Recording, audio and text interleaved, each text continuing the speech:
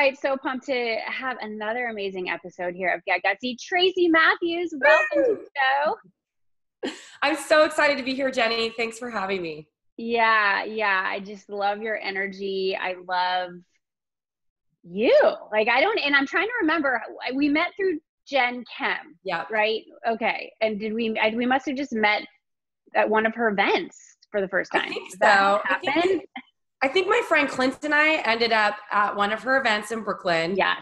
We were sitting next to you, and I'm like, I think we may have been Facebook friends already, but I'm not 100% sure. Yeah, right. It's always one of those things where you know people from like afar, and then we were just chit-chatting and hit it off. Then I saw you at like all the events, all the things. Right. Well, then you end up in the same real room, and you're like, oh wait, you're the person I see on social media. That's really interesting. So yeah, totally. That was, it's the fun part of this wild world that we're in, where the bulk of the connection happens through the computer. And then we have these opportunities to be real in a room. And we did have that opportunity to be real in a room. So for everyone who does not know you yet, they're going to after today. Let everyone know, like, what's your deal? What's your business? What's my deal?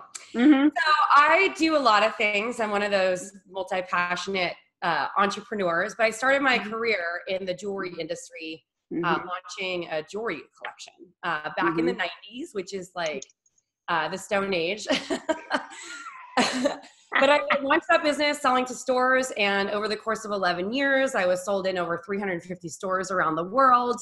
I had tons of press and celebrity clients, like all the things, and then 2008 happened and the economy crashed, and I had to make a tough choice. And so I made a pivot. I closed my business, started a new jewelry company that was much smaller and less leveraged. And we might get into some of the reasons why I closed the business and all that stuff. I don't know. I don't even know what we're going to talk about yet, but we'll see. Right. And then I started another jewelry company, but just really to work with more private clients, because I realized I'd gotten away from the thing that I love to do the most, which was to design and to work with people, because I'm an extrovert and I love people. Like, I love listening to people. I love helping people. And this new business model was a way for me to really interact directly with my customers and provide them basically a service, delivering beautiful pieces of jewelry that, really marked special occasions, or, their engagement or wedding, or even, honoring people that they'd lost in their life, redesigning heirlooms. And because I was pretty well known back in the early 2000s and 90s, I would get a lot of emerging designers, because being a jewelry designer wasn't so popular back then. It was like a thing that was kind of happening. Now there's like, you could throw a rock and hit one pretty much. I would get designers asking for help with their business. Can I pick your brain, or can we go to coffee? I'm in New York or whatever. And I'm like, well, I have limited time, and also time is, money. So I would get on the phone with them, and just, if I thought I could really help them, I would say, we can consult for a while. So I started picking up consulting clients. Then let's just pause there for a moment, because this is important for people to take in, because we all get those emails and those, can I pick your brain? That's honestly one of my least favorite lines. Like, I don't want to have my brain picked. Ouch. No, ow. That's just a personal preference. But yeah, those things happen. And so, did you immediately just say, yeah, I'm going to start charging for that? Or did you kind of run into the thing where you did it a few times, you're like, I don't have time to actually do the work that people are paying me for. So how did you make that pivot? Well, this was happening throughout my entire career. And so I'd shoot a couple emails. Like, I wasn't consulting when I had Tracy Matthews Designs, because we were just way too busy. And I was in 350 stores. You can imagine the production that was involved in that, or capabilities. So we just shoot off an email, give them a few tips, and then they would just eventually leave us alone. But that's I was kind of had more time in this new business, because it wasn't cranking out a bunch of jewelry and managing a team. It was really just more about me. And I was teaching yoga at the time. So I did it a little bit, and I realized I really liked helping people. And because I was teaching yoga, actually one of my students in one of my classes said that she had started a collection. So I started helping her. And that was the first time I really charged, I think, for consulting. And that's how I kind of developed my package. And it just came to this moment, like, I can't really help you that much doing just like answering these random one-off questions, because really the value is in starting from over here. And they were asking questions over here. So why don't we work together, like, and have like a logical progression of steps to move forward in your business. And I'm like, in order to do that, I have to charge you. And so it was like, I can't remember how it pivoted. It's just, I started getting more people asking for help. And so I'm like, oh, well, this is a thing. Maybe it's another way to make money. So. Yeah. And I want to acknowledge you for that and celebrate you and for our listeners, to remind you, like, you're allowed to do that too. There's no rule that says you have to help people for free all the time. And when you're getting the same, you know, it's like you notice that trend, you notice a pattern. Wow, there's a lot of people who are reaching out to me for this. I think this is a thing. You know, this is like someone asking you for to design a piece of jewelry. You wouldn't just do that for free. And so this is no different, but a lot of people who are in service businesses, like you're not producing an actual product, they fall into that trap of going, oh, okay, well, I just want to be friendly. I want to be helpful. I want to be nice. But it gets to a point where you're hurting yourself. And you can't continue that. And so I love that you realize, oh, wow, I'm going to charge for this. And you did that person a favor, because like you said, to just kind of answer these one-off questions, you need to look at the whole picture here and get a sense of what do you really want from this? And that's the core of, you know, consulting and coaching and all that beautiful work. 100%. And I also liken it to the fact that, you know, I was teaching yoga and offering private lessons. It's like getting a private yoga lesson. You wouldn't just go to someone's house randomly and teach them yoga for free. So yeah. And so I started seeing, this was like in 2010 or so. And I'd started seeing design people out there, like kind of selling like scalable courses and stuff like that. And so just kind of keeping my eye on it. And that was sort of, after I'd started having a couple of consulting clients under my belt, and then getting no's from people because they couldn't afford the investment of it. I think I was charging like $1,000 a month at the time. And they would get 4 calls or something with me, unlimited email, like all the things. And I'm like, maybe I should just develop a course, because I could do that and maybe charge $500 or $1,000 total. And it would equal, 6 months or a year of consulting with me, because it's basically everything that I'm teaching them. And so that's sort of when I pivoted into teaching like on a more scalable level. And I launched Flourish and Thrive Academy with my friend, Robin Kramer.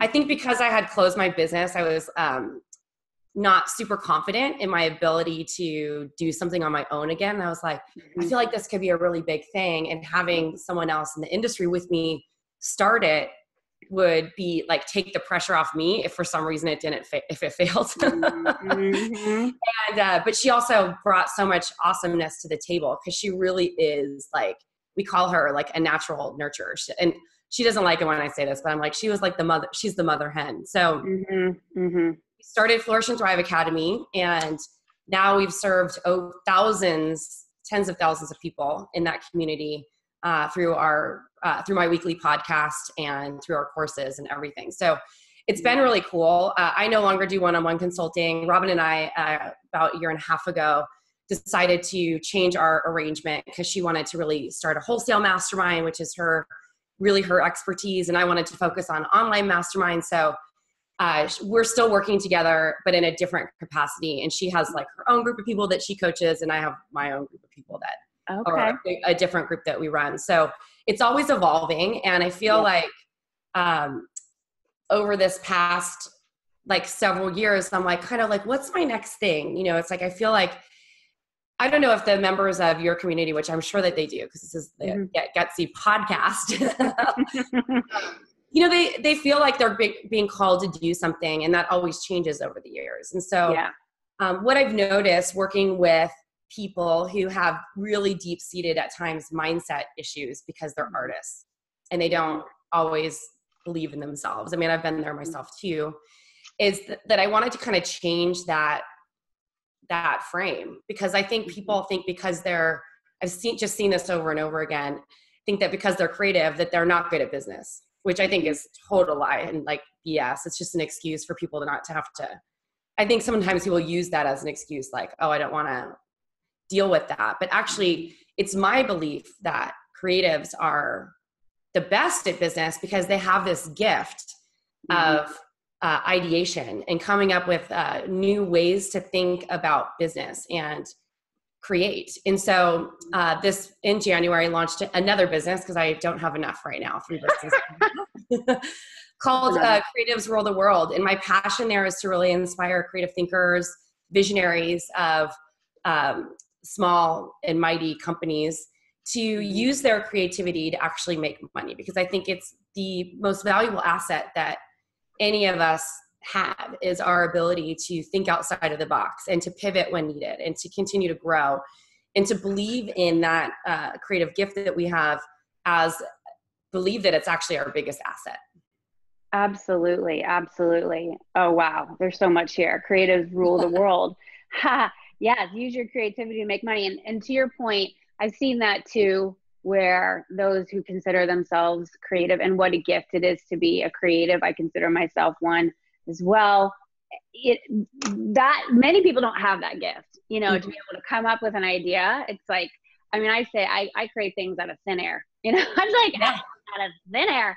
And there's many who just aren't designed in that way. They are a different type of thinker, and they might be the implementer, the integrator for the ideas person. So to have these gifts of just things dropping in and being able to make it, make it with your hands, make it on the computer, make it in a room, in terms of experience. But it's very easy to say, well, I don't understand numbers. I don't get the whole cash flow thing. And you can kind of hide behind that because, honestly, the creative part is very fun. Yeah. It's very enjoyable. And I did that for the first several years of my business. Like, I just want to just have fun, and I want to create stuff. And I kind of like ran away. I started my career in corporate, and I was, the last job, it was all about the numbers, and twice a day we'd look at the numbers, and it was like you either felt happy or sad based on what the numbers said. And like, I don't want to ever deal with that again. I don't want my life to be ruled by numbers. But you can't ignore numbers in business. I mean, business is a set of numbers, and there are people behind the numbers. And so we don't want to forget these are humans, which some people I think forget that part. But as a creative, you're not going to be able to sustain this work if you're not willing to get smarter here. And you can get help. Yeah. I mean, there's people out there who this is their thing. And I know I've definitely benefited from that.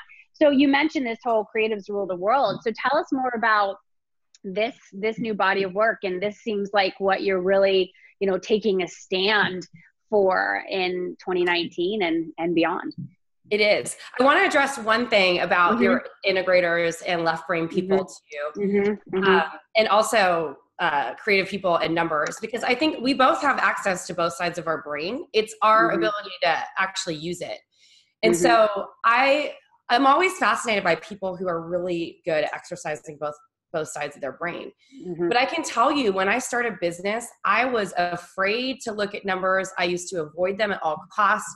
I thought that just because I had all these ideas and I was creative, that wasn't something I was good at. But I actually love it now. I become like obsessed with it.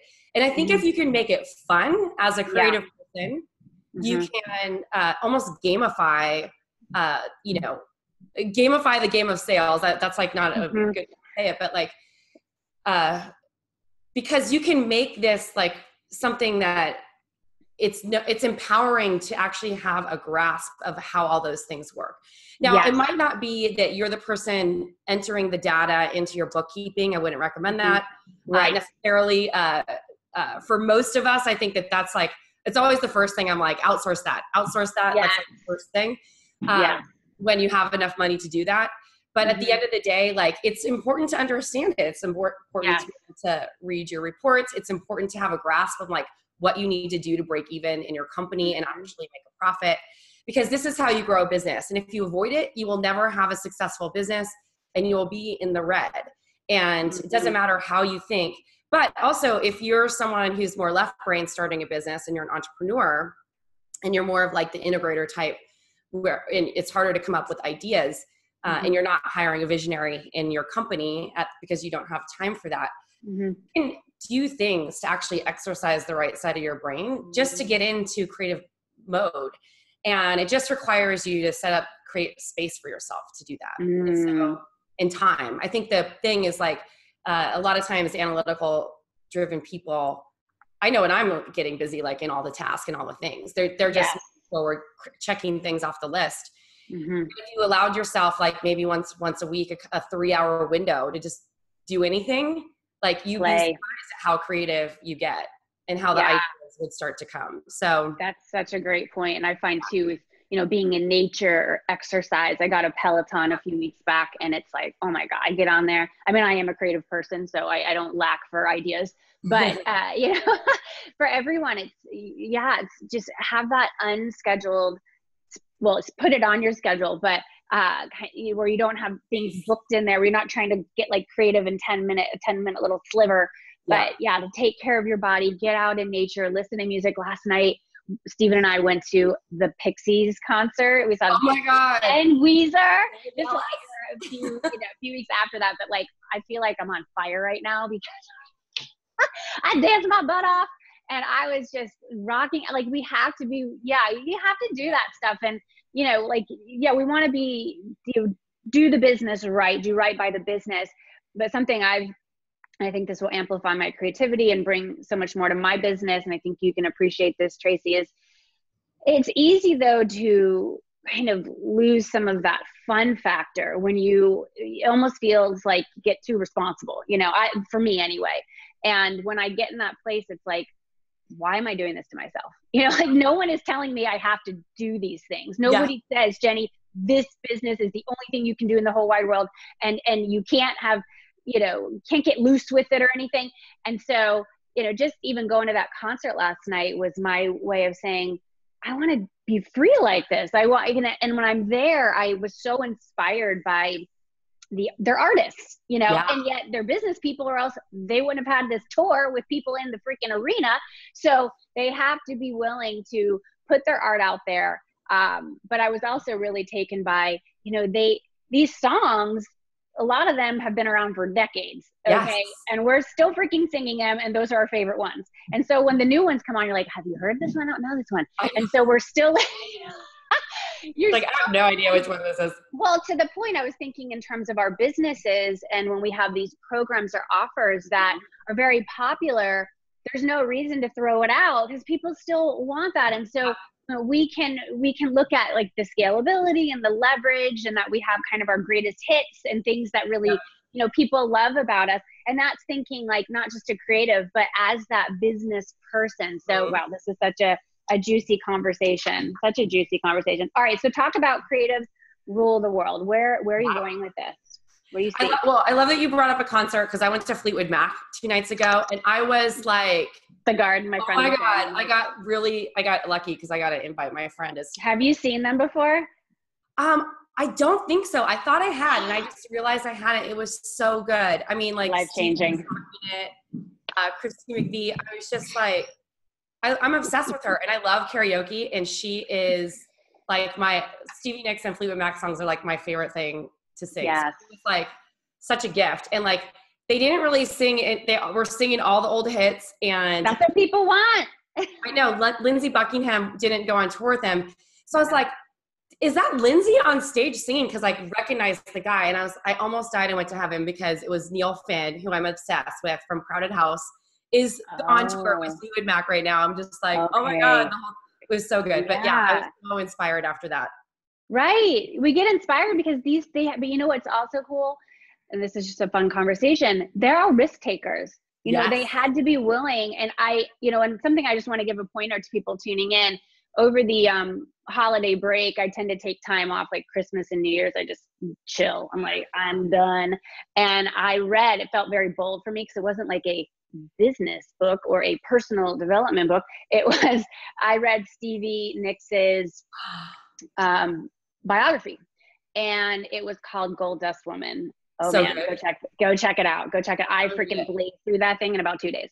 And yeah, you just learn, because that's what we're doing here. We're creatives. We do create. Even for those of you who are more left brain, if you're in a business, you're creating something. Okay, you're creating something of value that people want to buy. They want to invest their time, money, and energy in. And so when you read about someone who has had an illustrious career, you're going to realize that it's not always been easy. They haven't, just like walk their way to the bank every day. I mean, there's been stuff that has gone down, things that you need to navigate, and it helps. I mean, it helps me just to be able to saddle up for another day and like, all right, let's go. Yeah, let's do this.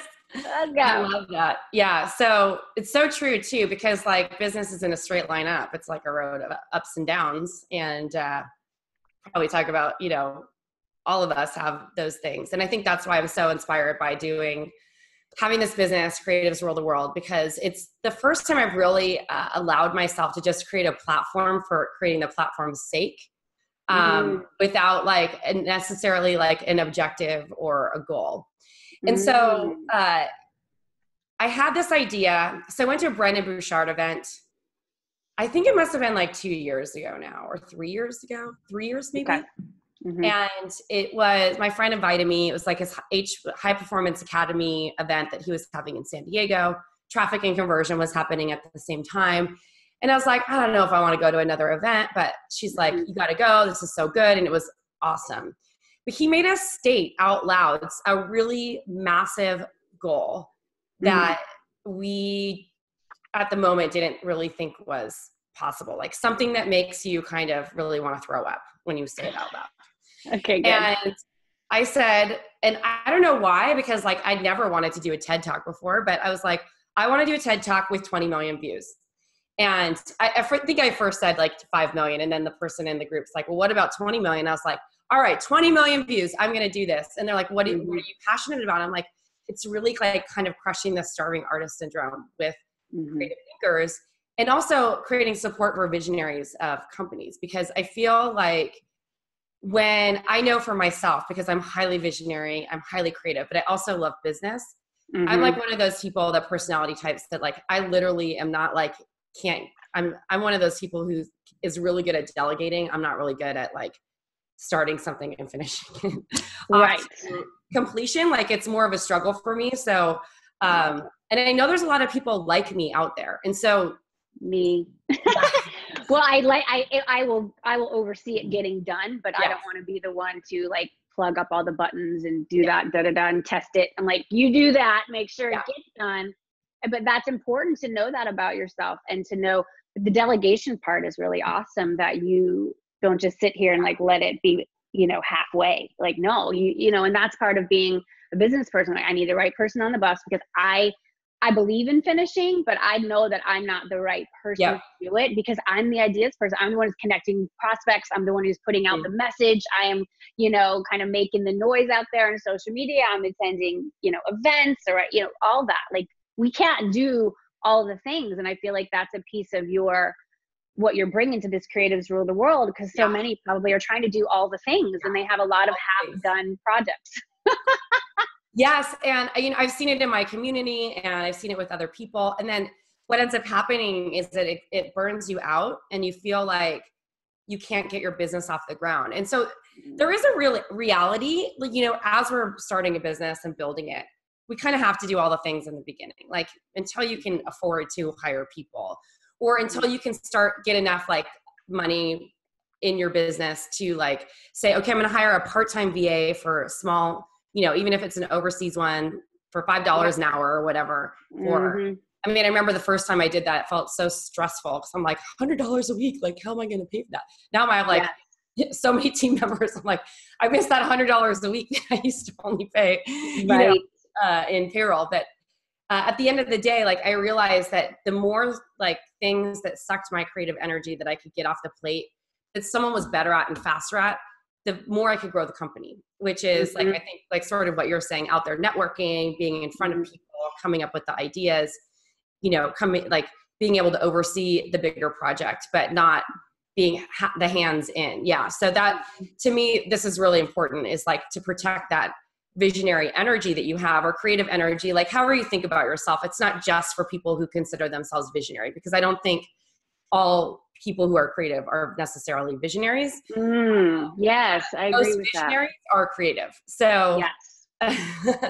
and so, I was kind of thinking about this. I actually like created a quote meme. It like came to me the other day. I'm like, I'm here to like kind of bust this starving artist syndrome thing, because I call it the thriving artist syndrome, because I really think that we have this great potential to use our creative gifts to make money. I mean, it's just like, that's the thing that makes money everywhere. And I have this friend who is an artist. Her name's Ashley Longshore. She's like an acquaintance friend. Like if she was showing in New York, I'd show up and I'd be like, oh my gosh, whatever. I'm not calling her up necessarily on the phone, but what kind of artist? She is a pop artist, and she is so successful. She's landed partnerships with Gucci, with Anthropology, with she's getting flown around on a private jet now.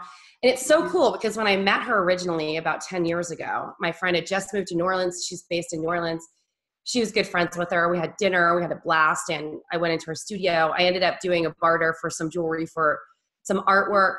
And I'm like, she's crushing it. And she's very prolific. Like she would be like painting like 3 paintings a week.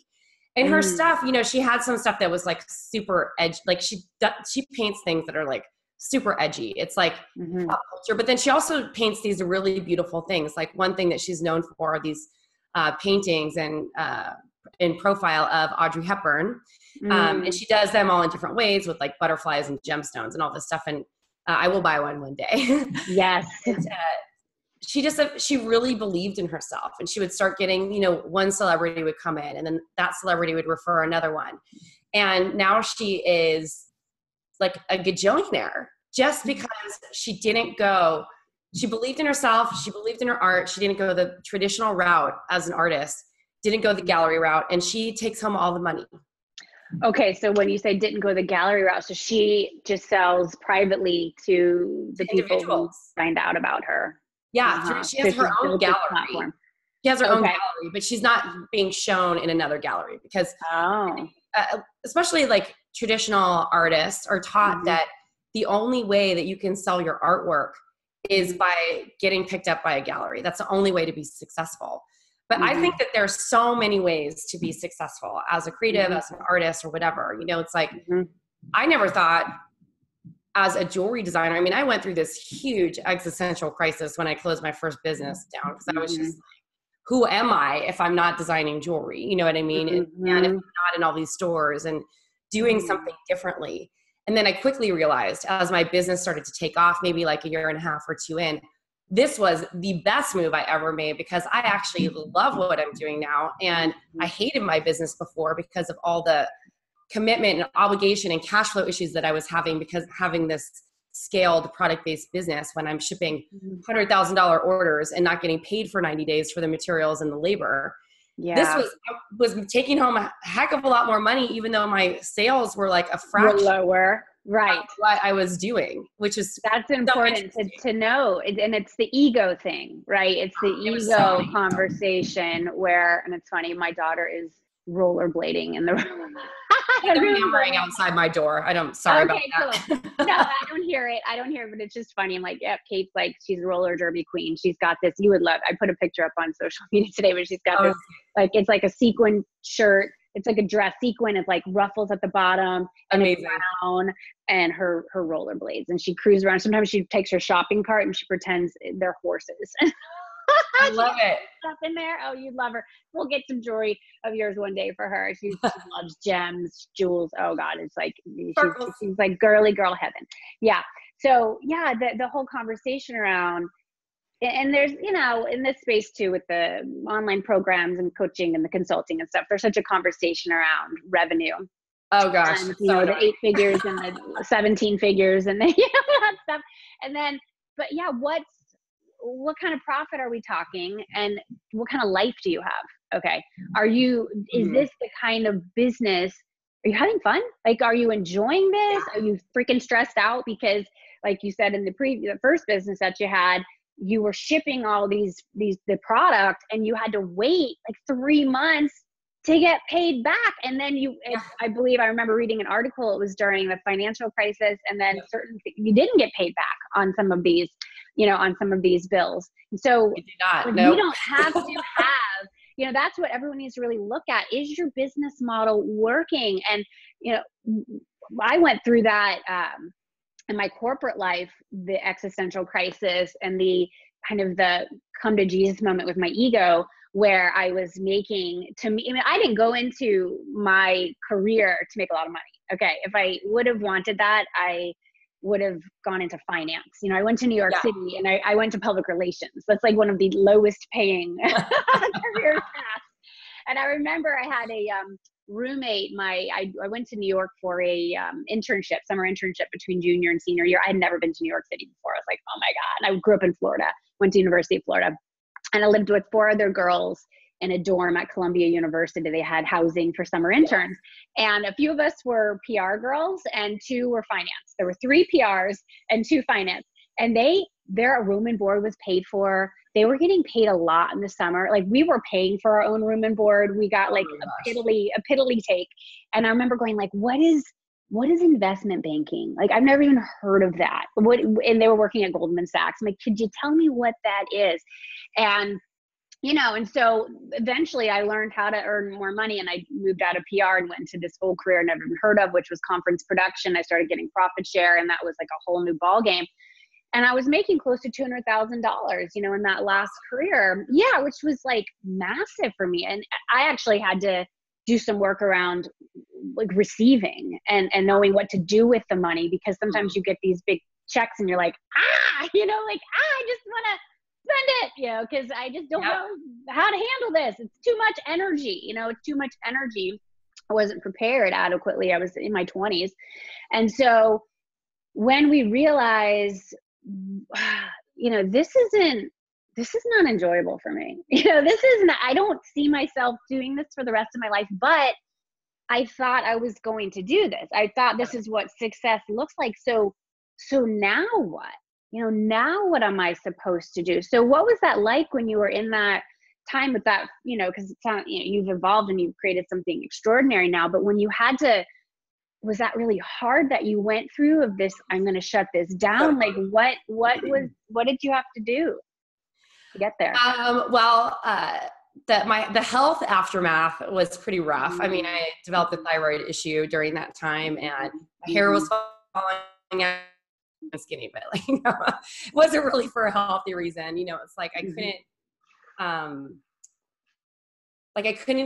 it was rough. And so physically I just felt drained and exhausted all the time. And I was dating a guy at the time. I remember being just so ashamed to really tell the truth of what was going on. I'm like, oh, I'm closing my business. And that really was a choice of mine to close it, but I didn't really tell the full story, which was that I had to file for bankruptcy. And there was a huge financial aftermath after, because of all these companies filing for bankruptcy on me. And so I was like, maybe I'll be a yoga teacher, because I'd been teaching yoga for many years. I'd gotten divorced when I was 30. And after that, I'd been practicing yoga. My ex-husband introduced me to yoga in our early 20s. And I've been practicing yoga, and the studio I was going to, he's like, I'm doing this teacher training. I think you should do it because you're good at yoga. I was like, sure, I'll do it. And never with the intention of teaching, but then he offered me a job, and all these yoga teaching jobs just started falling in my lap. And so I would teach yoga on the side for many years, while I was building this jewelry business. And I relocated to New York. I had planned to quit teaching yoga.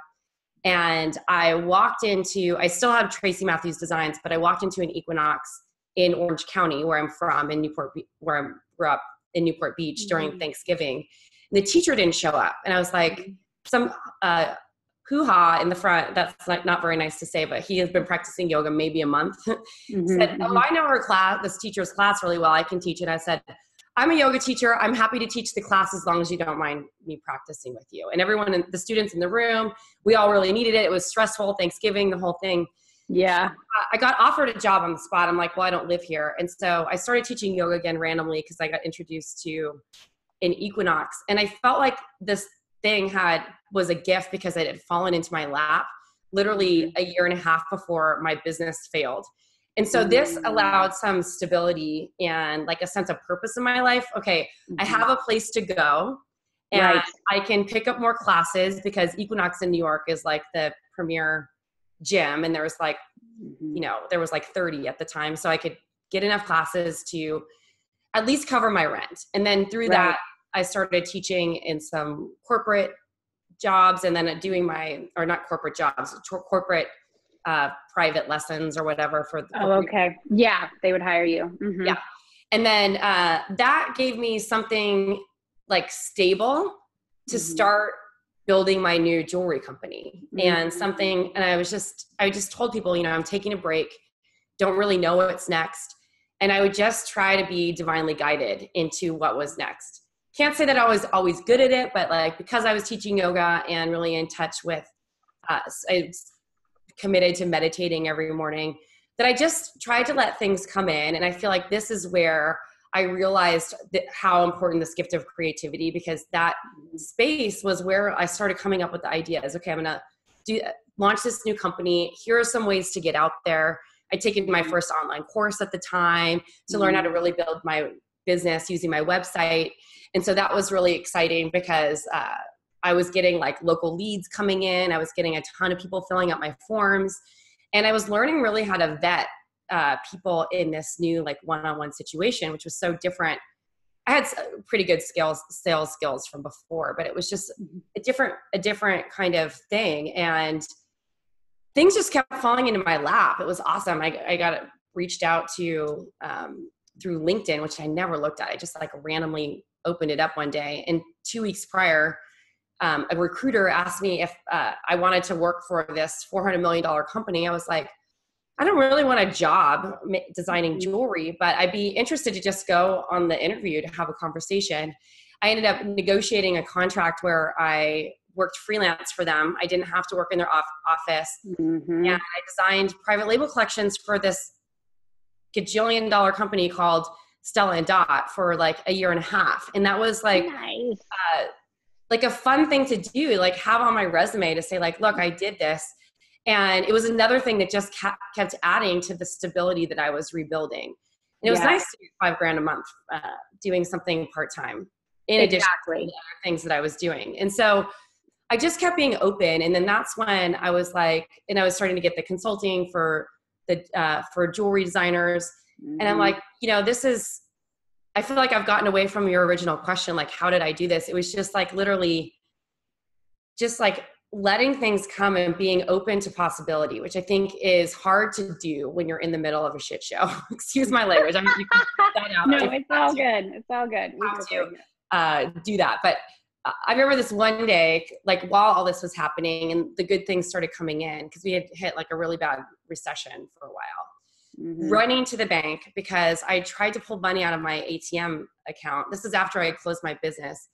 And I called the bank and they're like, your account's, there's a lien against your account.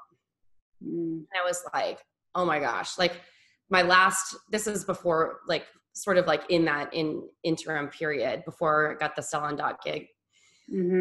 And this is because I was in the process of like having to wait based on some things that were going on in my life to actually file for bankruptcy. I remember thinking that is my last $4,000 of cash that I have. Like I have to go get it back and protect it. So it was sort of the start of like, okay, I got to move this bankruptcy thing forward. I can't wait anymore.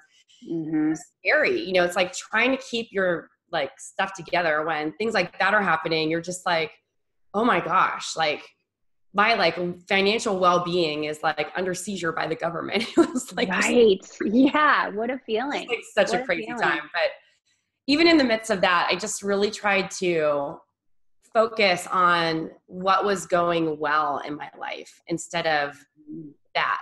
And I knew that it was just a season and that it would take some time to resolve. I'm still in the aftermath of it because I think I'm like in like maybe the 7th year, but it's even now it's like, it's hard. I'm a firm believer in I don't even think I've really shared this kind of stuff on a podcast or anything before, but I'm a firm believer in running a business on cash flow based on what happened in my previous business. Cause we had to take a lot of financing and loans and stuff to finance the inventory. Right. And so this time around, I was like, I'm only running my businesses ever on cash flow again. But it was, we had some, I had a business coach saying like, even though you don't need it, maybe you should just think about getting a line of credit because there might be a time when you want to expand or something that you can grow. I went to the bank. They're like, all your financials look amazing. They wanted to give me, because I had so much money in the bank, they're like, we can extend like $100,000.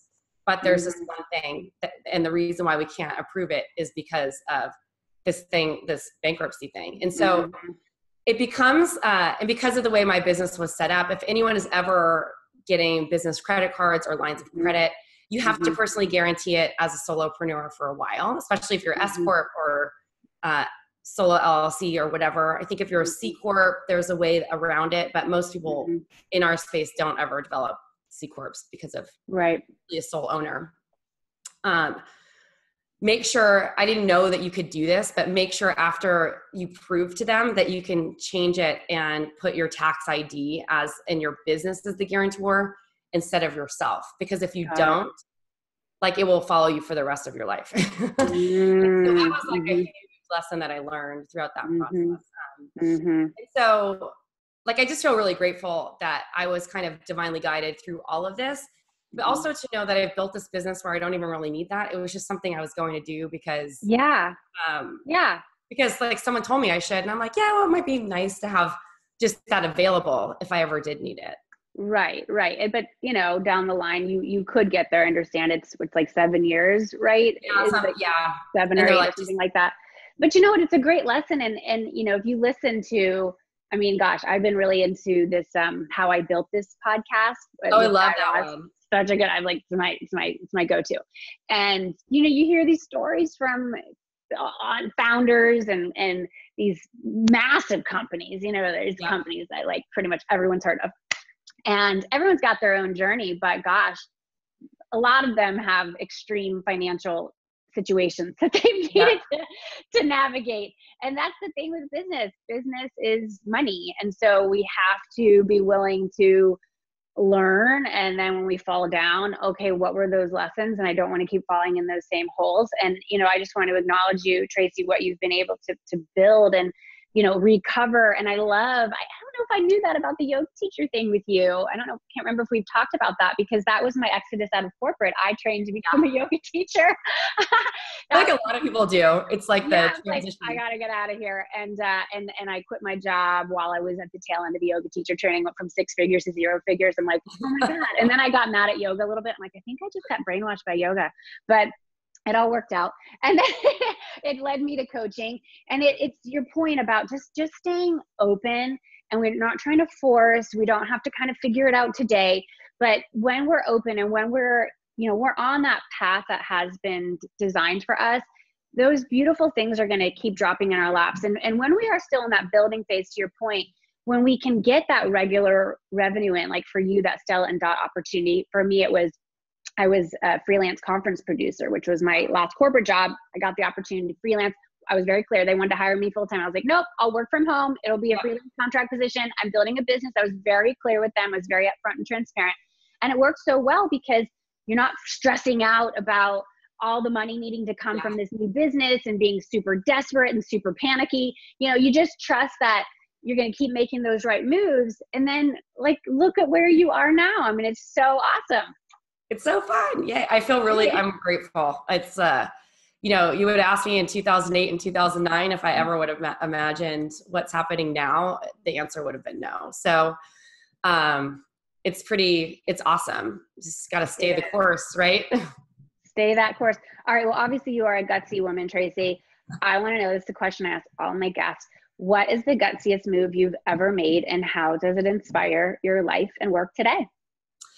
I think the gutsiest thing that I ever did, it's hard to pick one, but I remember the most vulnerable thing, which felt gutsy to me, was to admit to people publicly that I'd filed for bankruptcy because, and ideally that it started with me shooting a sales video for our first course. And it was like shot on my phone. I remember like, because it was so close to me at the time, like I only like finalized it maybe a year ago. I could not help but start crying. And I remember when I put it out there with some tears in it, we edited it and there was some crying. I was getting criticized for it, not for stating the story, but for being emotional. And I was just like, so I started getting really defensive and I was like, but it's important because this is what everyone fears as an artist. Like I went through like everyone's deepest fear, like it actually happened to me. And to be that vulnerable and to share that and then be criticized for it, that was pretty rough.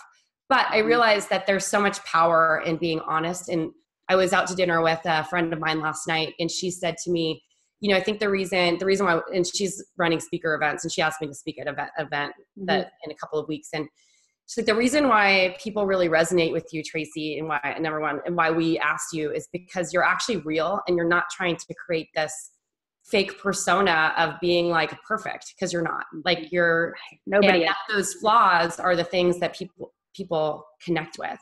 And you've had your ups and downs. And I think people can really relate to stories like that. I don't think that, you know, there's this whole thing, and especially in the online world that we live in, Jenny, about people being vulnerable. And, you know, I teach this to my jewelry designers too, but there's a difference between, it's this fine line about being transparency and vulnerability. And it runs a spectrum, right? We were talking earlier about people like publicly announcing like every freaking day on Facebook about how much money they're making. But like, what's the real transparency? Like you're making 8 figures, but how much is it costing you to make that 8 figures? Like I heard one time someone saying like, well, they might be spending like almost 8 figures in ads. And then that's like really like no profitability, you know, whatever. Exactly. And then there's also this other thing where people are just train wrecks sharing their, most PMI.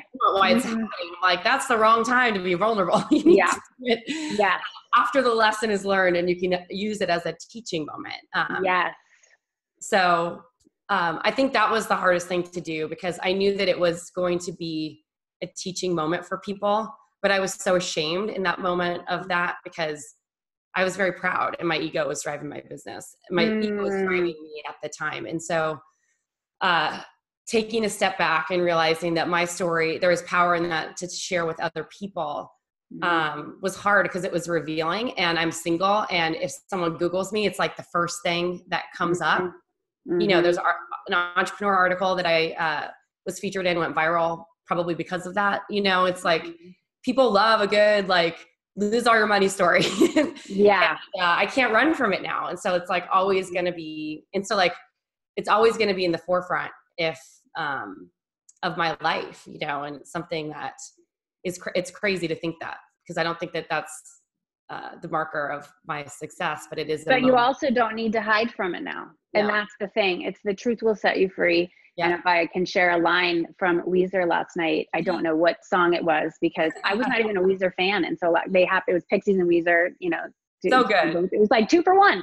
And so, then I'm like, oh my God, Weezer, they're like really great in person. They're wonderful performers. But one of the lines was, I don't effing care what you think about me. And so, I mean, and that's really just, it was just, he like yelled it out. I'm like, yeah, I don't effing care what you think about me. There's people who don't like that you were, you know what? Fuck you. Like, I'm just going to say, you know what? This is real life. This is emotions. And you know what? They're not your people. They're not going to join your academy. They're not going to, you know, and so when we get to this place where no matter what we do, and that's the creative path, the entrepreneurial path, there's going to be people who love what we put out. There's going to be people who are indifferent. There's going to be people who really do not like it, but we have to be true to ourselves. And if you weren't willing to just be honest with that, that will eat you alive because there's nothing to be ashamed of. That's happened for a lot of people. And it was just that time. Look at businesses that go bankrupt. It was just like the business went bankrupt. Not, you know, it's it's attached to you because your name's on it, but it happens all the time. It happens every day. So, you know, let's just take all that shame away and that's such the yogic path too. It's just kind of walk into that truth and you were willing and you've been rewarded. You've done the work, and now you're on the other side of it. Oh my gosh, Tracy, how can people find you online? Where do you want to send them? Because I know they're going to want to check you out. I would love to offer you guys my little visionary code download, and it's just a 30-minute audio. I have a podcast, and I love talking into a mic. And so I decided, instead of like doing a PDF, you get an downloadable audio called the Visionary Code. And this is really designed to help you step into or create space for yourself, maybe is the best way to put it, to be creative and manage and lead your team better if you happen to have a team. But if you don't have a team, I think that you'll find a lot of value in this as well. So you can head on over to creativesruletheworld.com/VC. Super easy, visionary code VC, and download it there. You can also find me on Instagram at Tracy Matthews, New York. Yay. And your stuff is so beautiful. You'll have to check it out. It's just, I wore like some jewels for you today. Some bling. I noticed them. I love this little lace collar thing. This was, I know, it kind of, when I have this other shirt on, I feel like Ruth Bader Ginsburg with it. I know. Which is, I have this one blue sweater. When I put it on, I'm like, I am a Supreme Court justice right now.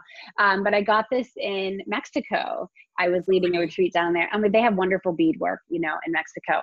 Oh my gosh, Tracy, thank you so much for being here. Thanks everyone for tuning in. This was a blast and so many gems. I encourage all of you just really tune into those gems and go get Tracy's Visionary Code. That sounds fantastic. This is Jenny Fennick sending you so much love, magic, and confidence as you get gutsy. I will see you next time.